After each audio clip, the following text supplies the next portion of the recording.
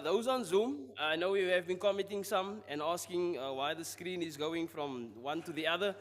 We are doing some tests on Zoom. We're trying to get it right, and we will get it right. I guarantee you we will get it right. So we're running another trial this morning just to see that the preacher can see what he's preaching about, and you can see what the preacher is preaching about, and the people on Zoom can see what the preacher wants you to see. I know, please just stay with me. Don't get confused too quickly. Wycliffe is busy sorting it out, and hopefully we will run a smooth test this morning. Second announcement, please pray for Georgia. You probably noticed by now she's not here. Very quiet in here. You probably noticed, where is Georgia? She's not well. She's had fevers over the last few days. Yesterday it was very, very high, and we were a bit concerned. But some home rachis, Uncle Stephen, asain lappies and als, sorry to our English-speaking brethren, that's vinegar, clots, and everything. Yeah, I don't know what als is in English. I guess it's als in English also. So Amy's home was Georgia. That's number 3. No? Number 1 and number 2 is here, Madison and Sophie. I think in hindsight, we should have just named them numbers. So, you just call them number 1, number 2, number 3. It makes perfect sense. We heard last week, Brother Stephen, they were like 10, 14. So maybe your name would have been number 14, Uncle Stephen. I don't know. But it makes life easier, I guess, for parents. So pray for her. I guess it's creche and being amongst other children. And that's how it goes. No? School, children have been back. Teachers have been back. I hope that has been okay. And this morning we speak on prepare to be prepared. And I think one of the things that I spoke about was the children and how they go to school with all their stationery. And as we go through this lesson, I think in every aspect of our life, we prepare in some way, shape, or form. So, Brother Wycliffe, are you good for me? Are we ready to go? Let me grab that. And then we start with a blue umbrella, and I want you to keep that in mind, because the next time you see the blue umbrella, that will be our last slide. And then we're going to end the lesson, and the lesson will be ours. So don't just look out for the blue umbrella now. This is the first time you see it, and you say, when is this umbrella coming? When is it coming? The umbrella will be there. Preparation, it is the key to success. Let's keep that in our minds as we move. As a look at great stuff, the importance of preparation. You will notice, and this is another thing about writing sermons, there's a sermon outline which you have in your bulletin. The preacher might be preaching something that's not in the bulletin. And that's what happens. That's just how it is. Usually when you prepare for something, you prepare and you preach on the overflow. I prepare a topic. I don't even prepare for a time, really. So, I've been doing really well, and I've been very accommodating. I see the culture here, and I kind of end when it's a certain time. I'm not going to tell you what that time is. But there will be times where we might stay a little later. So there's no real time attached to a sermon. You preach or you prepare, and you preach as the Lord allows best. And once we have the lesson, once we have the message, that's when the preacher sits down and the lesson is ours. So that's just a little disclaimer as to where we are as far as sermon preparation. And there will be some Sundays where, like I said, we might have some cold potatoes. But that's okay too. There's the importance in preparation. There's something about preparing that is very evident, and it almost stands out. In the Greek, you'll notice that they use it in 2 different tenses. The first one would be somebody who is prepared, which means that person has done everything and it's in place. That's the first part of it. I think it's like pritoimatzo or something like that. So we know that that person has prepared a meal, maybe, for instance. The second part of it is somebody who's in the process of preparing. So it's more active, it's more of a verb. The first one was more of an adjective, and that is hetoimatzo. So hetoimatzo, I'm in the business of preparing. I'm in the kitchen, I'm making the meal. But prutoimatzo is basically the meal is prepared. Do we have that? The Greek does help us quite often to understand better the meaning of these words. So being prepared is basically things are in place, it is in order, and that I am ready. When we come around to the learners in the class and we say, are you ready? Yes, sir. Yes, ma'am. Let me see if you are ready. There's a pencil sharpened. There is a pen. There is a ruler. Some need a calculator. Some need an eraser. And that's somebody that, according to my judgment, is prepared. If that person was not prepared, if that student was not prepared, there maybe would not be a pencil. Maybe there would not be a ruler. And I don't know if you are that person who always borrowed a ruler in class. Can I borrow your ruler quickly? And we make as if it's okay. No, you didn't prepare well. You need to have these things in your bag. You see, opportunity does not waste its time with the unprepared. When opportunity comes, you need to be ready. I think I told of the story of the girl that sings Fast Car, Tracy Chapman. She was just ready. There was a sound problem. There was something that was going on. Somebody couldn't perform. And they said, Tracy, are you ready? She said, yes, I'm ready. Opportunity arose and she was ready and she got to perform at the Nelson Mandela, one of his birthdays. And it really was a hit that really boosted her career. But she was ready. She grabbed hold of the opportunity. I don't think that there is any more important area in our life to be prepared than spiritually. It's the most important preparation that we make. As far as we read through the Bible, cover to cover, you will realize that God almost instructs this. Get ready. Be ready. Why? Because He's coming again. Be ready. Get yourself. Be in the process of preparing yourself so that when the Lord comes, you can stand before Him unashamed. And that is such a wonderful position to be in. If the Lord should come today, can you imagine? Can you imagine? Would we stand before Him unashamed and say, Lord, whatever you have allowed me to do, the places you allowed me to go, the people you allowed me to meet, Lord, I have done my best to become a Christian first and foremost, and then to help allow others to also obey the gospel of our Lord. Will we have any regrets? I hope and pray that we will not. I hope that we have put forward every best effort. And often we mistake Christianity for being a passive religion, if you would like to call it that, but it's not. It's very active, and the Great Commission, we don't have to look much further than that. A little bit about being prepared. Someone once said, proper preparation prevents poor performance. Tongue twister. Proper preparation prevents poor performance. If I don't want to perform poorly for the Lord, I'll prepare well. I need to prepare well. It's the most important area that I can think of. In South America, I think it is, they have this dish called manicoba. And manicoba basically comes from a leaf that they use.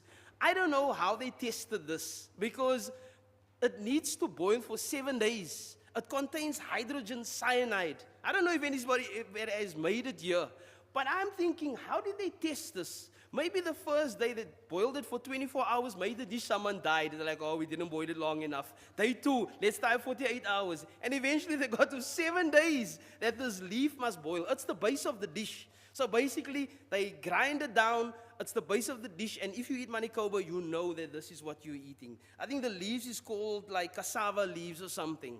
And it's a very popular dish. But anybody who eats the dish will know that there was a lot of preparation that went into this dish. This wasn't something where grandma was just standing there, boiled the leaves and said, okay, now eat.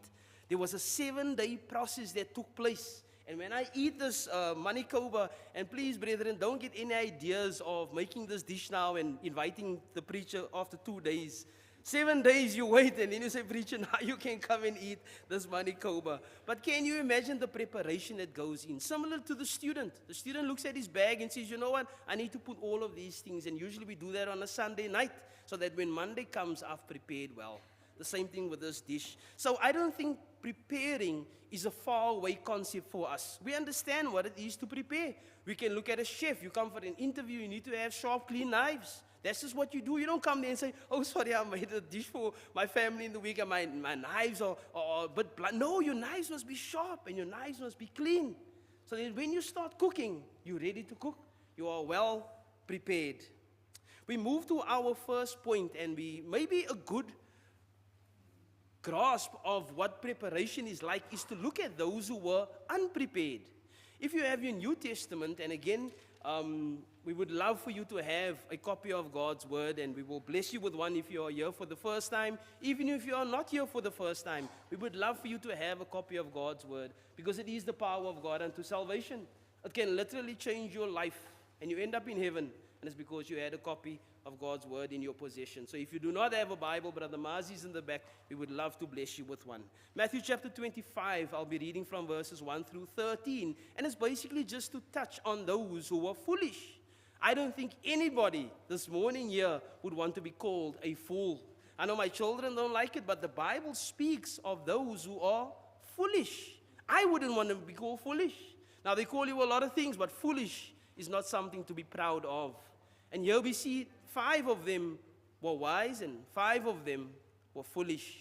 I pray that we do not become like those who are unprepared.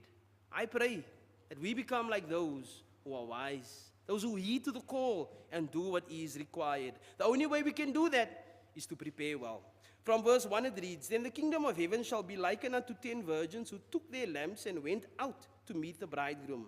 5 of them were wise and 5 were foolish. Those who were foolish, they took their lamps and took no oil with them. But the wise took their oil in their vessels with their lamps. But while the bridegroom was delayed, they all slumbered and they slept. And at midnight the cry was heard, Behold, the bridegroom is coming. Go out to meet him. Then all those virgins arose and trimmed their lamps, and the foolish said to the wise, Give us some of your oil, for our lamps are going out. I've done this exercise with men. I've done it with women. I've done it with children. And I've done it with not so children, older people. Every single time when I ask, do you think that those who had oil should have shared with those who did not have oil? They would say, no. Everybody would say, and I say, why? They say, well, that's their own fault and whatever else. Up until we switch the roles, and now you are the one in need. And we say, so what do you say now? Should they share? Yes, the Lord says in His word that you must share. I say, where does it say that? No, in the Bible it's there. You must share, thou must share. They even quoted in King James. They don't know where it is, but it's there. We must share. I say, but why do we change that now? No, we change it now because I am in need. You see, earlier on I was not in need. I had in abundance. And I don't think that's the purpose of the parable. The purpose of the parable is to show forth that those who are prepared and others who are not. I hope that we have our oil with us this morning. I hope that we walk around and move around with our oil so that we will not be foolish. Because now what happens later on in this parable is basically this. From verse 8 it says, And the foolish said to the wise, Give us some of your oil, for our lamps are going out. But the wise answered, saying, No, lest there should not be enough for us and you. But go rather to those who sell and buy for yourselves. And while they went to buy, the bridegroom came. And those who were ready went in with him to the wedding, and the door was shut.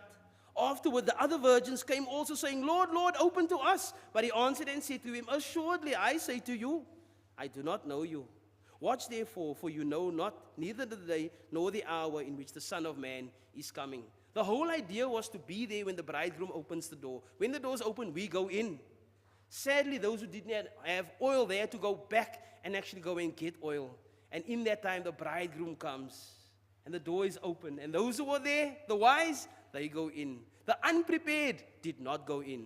And they come after and they say, please, give me another chance. And it sounds like a student who's been given an assignment for 4 weeks. And on week 5, he says, ma'am, give me another week. Ma'am, give me another opportunity. I'm going to pack my pencil, put in my pen, my ruler. I'm even going to have a calculator, even though I don't need it. I'll be prepared. Ask me a sum. And lo and behold, there was 4 weeks. You see, we don't always get the opportunity to do it again. That's why the opportunity we have now is all we have. And I listen to a sermon of this nature and I say to myself, Theo, you need to be prepared. There's no way you go and preach a sermon like this and you don't do the preparation. You don't just talk the talk, you walk the walk. What's in your bag? Don't check that bag, please. It's Amy's bag. There's no rulers. There's no pencils. And no, we didn't cook the leaves for 7 days. But spiritually, we understand it's the most important area to be prepared. If the Lord comes, I would hate to stand before a great God and say, I am not prepared. I don't think that these 5 virgins were bad people. I don't think they had bad intentions. Maybe they were good people with good intentions. The only thing is, they were not prepared. In the second instance, we'll notice here, and before I go to the second point, which is preparing for the Lord's coming, there's a bag that is sold, I believe, it's probably on eBay, not eBay, Amazon or something. And apparently for 3 days, this bag will keep you sustained. There's water in there, there's food in there, there's a shovel in there, there are knives in there, there is gloves in there is a first aid kit, whatever you need. I don't know what it prices, probably a couple of $100. But for 3 days, this bag is going to prepare you for anything that happens. Those in the USA is now preparing for a snowstorm, ice storm, winter storm. And the people are buying toilet rolls and water and everything else because you want to prepare well so that when the storm hits, I want to be ready. And this bag, if you have a bag like this for 3 days, you will live. I don't know what happens after 3 days. I don't know. I will say that this morning we have something here. This is not an emergency kit, but this is something that equips us for life. Not for 3 days, but for eternity. The things doesn't run out. The food in here provides us for eternity. There's 2 things that will remain. It's God's people and His word. Everything else will be burned up. And the things that we love so much, there's nothing wrong with it. But unfortunately, it cannot go with us to the place that has been prepared by our Lord, which is heaven. But God's word and His people are the only 2 things that will remain. I would suggest invest in a kit of this nature. A kit that does not run dry. It doesn't have to be topped up. And everything that is required is in here. It's in the pages of this book. And sometimes we hope that the Lord blesses us with 100 rand in here and we go back cover to cover. But I think what the Lord blesses us with is something that far more enriches our life. Far more. You cannot put a price to what the Lord has provided for us. And it's available for us, every single one of us. And we need to tell other people about it. So we look at the preparation for the Lord's coming. And I did mention it's the most important area of our life. If we look at someone like Noah, I don't think at his early age, if we had to interview him and put him in a chair here and say, Noah, what are some of your bucket list items? What are some of the goals that you have in your life? I don't believe Noah's going to say, I would love to build an ark. I don't think that it was on his list. I don't even think that he knew how to build an ark at first. But as time progressed and the Lord speaks with Noah, guess what? The Lord says to Noah, I need you to build an ark. And the Bible would go on to say that Noah prepared an ark to the saving of his household. Can you imagine?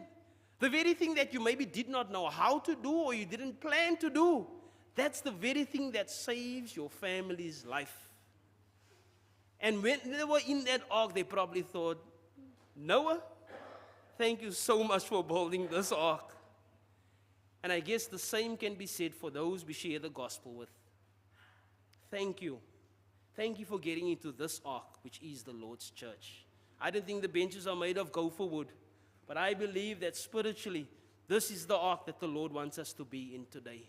And I thank God for that. Because can you imagine man's preparation for heaven without the church? It doesn't work. God gave us everything that we require to be in this ark. And again, we go to our kit over here, and it will tell us exactly what to do to be in this. There's a TV show that I watch where the people prepare for all these storms and everything else. And it's really fun to watch. But at the end of the day, they put so much effort and resources in that. And I think, spiritually, what do people do to prepare for the Lord's coming? I wish that they had the same urgency. I wish that we had that same zeal where we say, the Lord is coming. What do we do to prepare? So that when He comes, we can gladly invite Him in. And say, Lord, we are here in Somerset West, and this is what we have done. You've blessed us. You've blessed us with certain resources, with abilities, with people. And Lord, we have exhausted it. We have exhausted those things that you have blessed us with because we wanted to be prepared on your arrival. It's not a bad thing to be prepared for an emergency or a snowstorm or a tsunami. But it's a very, very terrible thing if we don't prepare for the life that is to come. We notice that in Luke chapter 16. When the Lord comes, Matthew chapter 24, verse 36. But on that day and that hour, nobody knows. No, not even the angels in heaven, but my Father only. In Hebrews chapter 11, verse 7, you don't have to turn there. It says, by faith, Noah being divinely warned of things not yet seen. What did he do? He moved with godly fear. Do we move with godly fear? You see, in his preparation, he moved with godly fear, which means what? That he was obedient to God. Which means what? He had faith. If he did not have faith, he would never build the ark. If he didn't have obedience, he would never ever have built the ark. So those are two standout things that Noah did. It spurred him to godly fear. Have we been spurred to godly fear? I hope that the preaching spurs us to godly fear. I hope that the Bible studies spurs us to godly fear. That's what it should do. It's good to amen, but when we leave here, the amen should become works. And when we do those things, that is a sign of those who prepare well. It's like the 5 wise virgins. Let us be like them, who has prepared well. It's like the learner with all the stationery and everything else that was required. We prepare for the Lord's coming. Why? Because 2 Thessalonians chapter 1 verse 8 still stands true. In flaming fire, what will the Lord do? He will take vengeance on those who do not know God and on those who have not obeyed the gospel of our Lord Jesus Christ. Those are not inherently bad people. Those are not inherently people who have bad intentions. Those are people who have not prepared well because they don't know God and they haven't obeyed His gospel.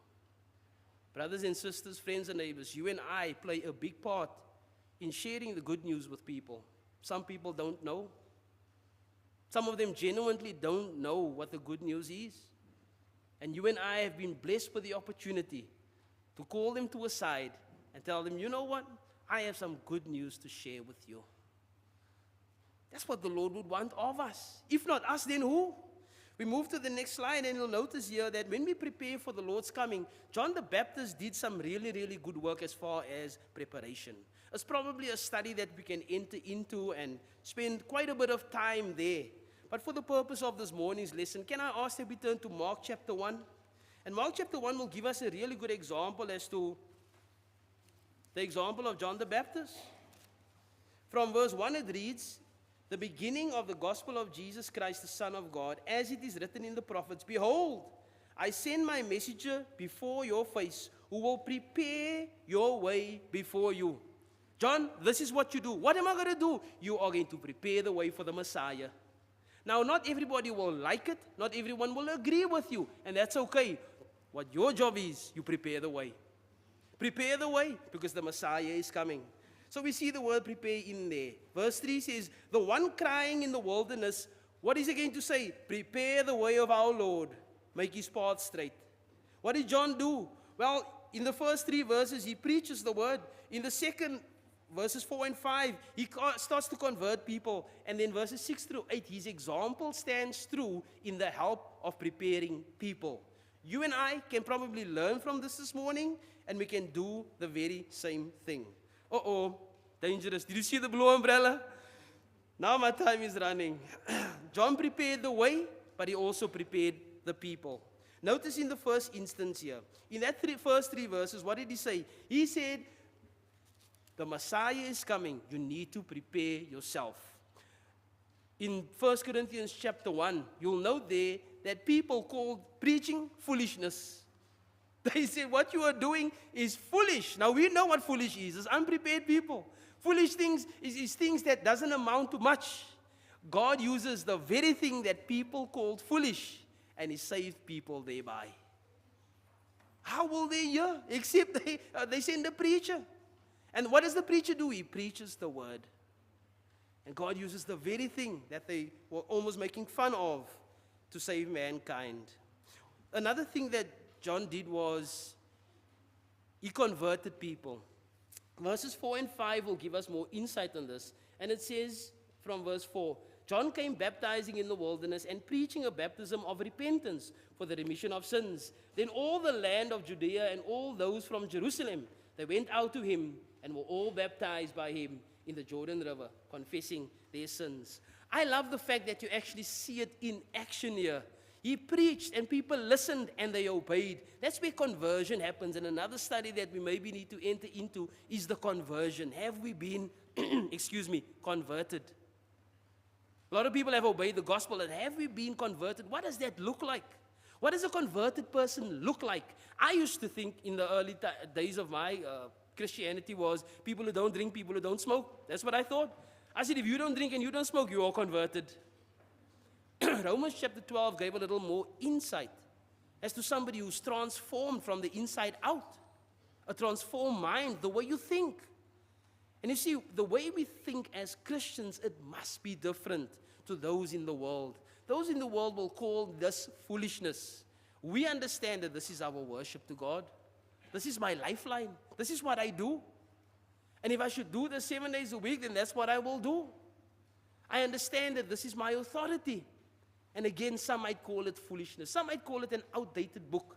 What I will say is this. When I look at the example of John, I see someone preaching, but I also see somebody helping people to become converted. They started to understand better, but it wasn't just words. They started doing the right thing. And that's what conversion at the end of the day is, when you start doing the right thing. Not for the praise of people, but to the glory of God. That's why I do it. That's why I preach. That's why I love. That's why I forgive. Because it's to the glory of God. It's a 180-degree turn. They were walking a certain way, and John helped convert them, and he turned them 180 degrees, and now they walk the other way. It was seen in their action. See, one who is converted is one who is prepared. In the third instance, here's the example, verses 6 through 8. And I love what he said of John, and for time's sake, I won't read through it, but verses 6 through 8 in Mark chapter 1 says this. Now John was clothed with camel's hair and with a leather belt around his waist, and he ate locusts and wild honey. And he preached, saying, there comes one after me who is mightier than I, whose sandal strap I am not worthy to stoop down and loose. I indeed baptized you with water, but he will baptize you with the Holy Spirit. He introduces something here that is way more powerful than we can even imagine. And sometimes we might feel that, you know what, there's no hope for some people here. There's a lot of unprepared people that I know. But the Holy Spirit, with a combination of God's word, is such a powerful thing that it can change anyone. Anyone. It can turn from being a hard-hearted, stiff-necked person to someone who loves the Lord. You see, being unprepared doesn't have to stay that way. We can change. We can get our stationery. We can cook the leaves for 7 days. We go to the next slide, and there's the blue umbrella. What do we need to do? We need to prepare, and we also need to stay prepared. It was in Luke 1:17 and Matthew 11:7 where it spoke of John and how well he prepared the people. And God was very pleased with how he did and carried out the command given to him. How well do we carry out the command given to us? To go and make disciples of all nations. Well, first and foremost, I need to prepare. And as I prepare, and as I'm in the process of preparing to make ready, the hetoimatzo, it's basically me preparing, and I'm working on it. I'm a work in progress. Maybe I have not got to the point of being the most humble person. Maybe my heart is not as soft to forgive people the way God would have forgiven. I'm working toward it, but I must progress. Stagnation is never good in the Lord's church. I must work toward that, and that is my being prepared, or preparing, But rather, the prutoimatzo was basically when the Lord appears again. That's when I stand before him and say, what I have done, I've done. There's nothing else I can do now. There's no last minute things that I can hand in. There was a due date, and we don't know what the due date is, e.g. And because of that, I always am prepared. I'll close with this. This little girl standing here, she basically was prepared. Because in the town where she stayed, little Jane was hopeful, and they started at day 1,000 and they counted down the hundreds, and eventually they got to day 0 and they even passed day 0. Some people in the, Garden Route is experiencing a similar, situation now. There's other people in other parts of the world who's finding now difficulty because there's no water. And the farmers came together, and the people of the town came together, and everybody came together, even those who did not believe in God, and they said, you know what, let's pray about this. And they probably should have gone there first, but they did not. But they said, you know what? We could have avoided this, and there's a lot of things we could have done differently, but at this given time, we're going to pray. And they set a time aside, and everybody came towards each other. Through the dry fields, through the dry grass. And some of them were parched because they did not have anything to drink for a long time. And little Jane comes with a blue umbrella. And she was the only one who came with a blue umbrella. And one of her friends turned to her and said, little Jane, why do you have an umbrella with you. And a simple explanation was this. She said, you know what? I was told that we are going to pray to God. And what I know from God is that when we ask, He blesses. He does things. And so I thought, you know what? My faith is so big that I'm going to bring my umbrella because you know what? According to my beliefs, God is going to make it rain. That's why I have my umbrella. I end with this because sometimes we claim to be prepared. And we claim to say that I am so ready for the Lord's coming. Meanwhile, in our hearts, the belief is not as strong as little Jane's. Do we walk with our umbrella when we pray for rain? Do we say that, you know what, if the Lord comes now, I have no regrets and I'll stand before Him unashamed? Now, you might have obeyed the gospel and that's good, but have we been converted? Have we been walking the talk? Or have we been talking the talk? And sermons like these sometimes hit very, very hard. And please don't misinterpret it because I'm really aiming for your hearts, not your toes. And believe you me, a sermon of this nature gets preached to the preacher first. There's no way you bamboozle and fool people and con people and say, brethren, we need to do this. And you're not doing half the things that you said. I was tempted to come here with a blue umbrella today. Thank you, Brother Isaac. He blessed me with one. I really was. But brethren, spiritually, we need to be prepared. Let us have the faith that little Jane have. Let us basically not run for an emergency kit for 72 hours, but rather let us run for the kit that will equip us for a lifetime. For we His workmanship, created in Christ Jesus for good works, which God prepared beforehand that we should walk in them. Therefore, preparing our minds for action, 1 Peter 1:13, and being sober-minded, set your hope fully on the grace that will be brought to you at the revelation of Jesus Christ. Do we know when He will appear? No, we don't. Will we prepare for His coming? Absolutely, we will. If there's anybody here this morning that requires prayer, we invite you to come. We would love for you to come. Make your request known so that the church can pray with you and the church can pray for you. If there's anybody here who's not a Christian, I would implore you, becoming the Christian, it's the greatest thing that you can ever do. It's the best decision you can ever make. And it shows a sign of someone who's not just wise, but rather someone who is prepared. We're going to invite you to come to the front as together we stand and sing that song of invitation. God bless us.